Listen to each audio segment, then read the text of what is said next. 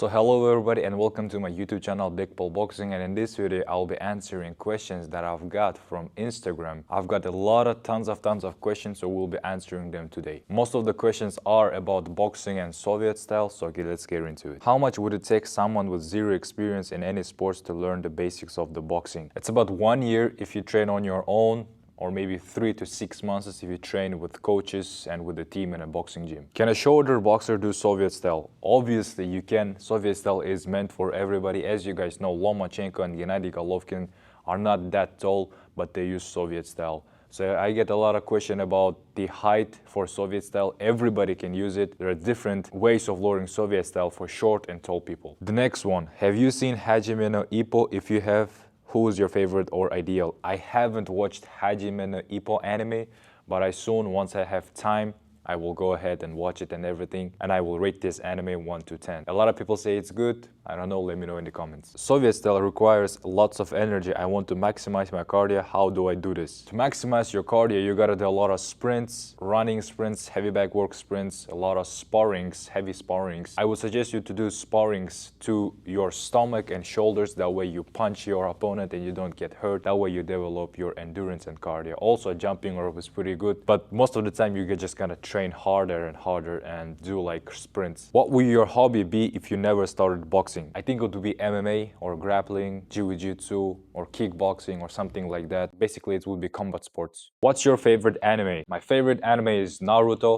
the best anime in the world, but also there's other animes that I like, for example, Jujutsu Kaisen, Demon Slayer, and everything like that. My favorite one is Naruto. When to use pendulum and when to not. Use pendulum depending on the situation and on the rhythm. You're not gonna just jump around a lot because that way you get tired. You need to follow the rhythm and the flow, so that way you're unpredictable when you use the pendulum. You don't have to jump around always. You just need to know when to and how to use the pendulum. What if I want to learn Soviet boxing but my coach doesn't know how to teach you? Well, if that's the case, you gotta watch my reels, my YouTube videos, and you gotta join the Soviet style school. So there you will be learning the Soviet style to the 100%. Well, I will be coaching everything and you will find out all the secrets about Soviet style. Why should I use the Soviet style? You don't have to use the Soviet style. It's all up to you. You can choose Mexican, American style, old school style, Cuban style. It's all up to you, man. How can I get into your Soviet style school? I will announce it. By the time you're watching it, maybe it's already out. So let's go. How long have you been boxing for and why? I've been boxing since I was 14 years old. That would be 6 years by now. I started boxing because I really loved it. I like to punch people, and that's it. Is 17 too late to start boxing? It's never late to start boxing. You can start at any time. For example, one of the good boxers, what was his name? I don't know his name. This is the picture.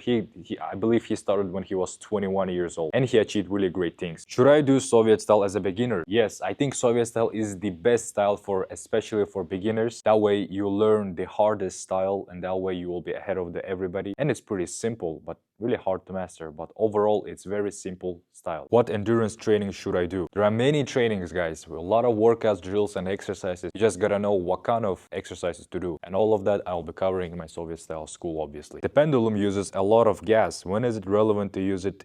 When sparring. As I've told you before, you gotta change the rhythms. You're not gonna jump around a lot too much. Sometimes you gotta be flat-footed and take the center of the ring. Sometimes you gotta jump around, use the rhythm, and be unpredictable for your opponent. So that way he doesn't know when you're gonna punch. How necessary is it for you to tighten core, like with exercises? Guys, core is very important, especially your abs and lower body. The stronger your abs and the stronger your lower back is, the more punching power you will have. In order to do that, you will need to do a lot of abs exercises, lower back exercises, and all of the exercises I will be posting into my Instagram reels and into my YouTube, but they already are going to be in my Soviet style school community. How to have reflexes like a cat. So in order to do that, you gotta use step backs and pull backs, and obviously you gotta sharpen those skills. If you master those, you will have reflex like a cat, because I myself mastered a step back and a pull back, and pretty much most of the time I can dodge punches just only by instincts. So here's the clip.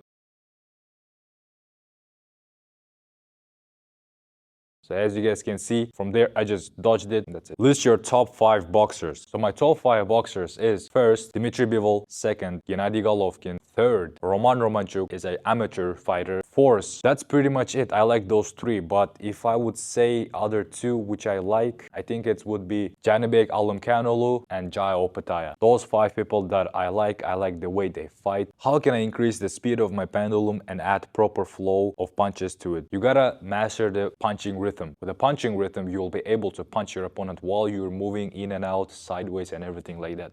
In order to do that, so I will be teaching all the secrets in my Soviet style school, and I'll be posting Instagram too. But here I cannot explain you because I have to show it to you over there. But this is a Q&A lesson, so that's why I'm just answering this way. So you gotta do just a lot of drills and exercises, but you gotta know which one to do. My leg gap is very big during footwork. How to correct them? The leg gap between your legs should be at the level of your hips. You just gotta follow it all the time. It shouldn't be too narrow and it shouldn't be too wide. You gotta do special footwork exercises and drills in order to fix that. Tips for super heavyweight Soviet boxers. Use your jab more and feel the distance a lot. Just use your reach, use your height, use your weight, and with that you'll just gonna don't let your opponent come to you, get close. How old are you and when did you start boxing? As I've told you before, I'm 19. I started boxing when I was 13 or 14. Do you need as much head movement in the Soviet style? Yes, you do. Head movement is really important, so that way you don't get damage to your head. That way you can slip the punches, whiff the punches, roll, and everything like that. I will tell you that I would suggest you to not get punched to your hand a lot because that's gonna do a lot of damage to you, even in sparring. Try to use your head movement, move around, shift the weight between your legs, and just dodge the punches. Never is the option to get punched and use the blocks. That's bad. Switch stance hitting in Soviet style. Well, obviously there's also switch stance hitting. I myself is a right-handed southpaw. Sometimes I switch my stance to a orthodox, but it feels really weird, and that's why I only fight in a southpaw stance. It's possible to switch stances and hit your opponent. That way you're gonna be even more superior. What other styles would be better combined with Soviet style? I would say American and a Mexican style.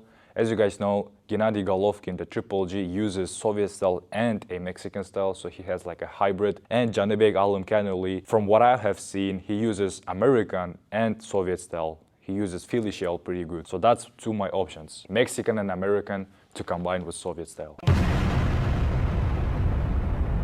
And with that, guys, this was the video about Q&A questions. Obviously, there's gonna be more videos like this. But guys, if you're watching this, maybe the Soviet style school is already out. But if it's not, it's gonna be out pretty soon, guys. So let's go and let's get into it and join the community and learn the Soviet style.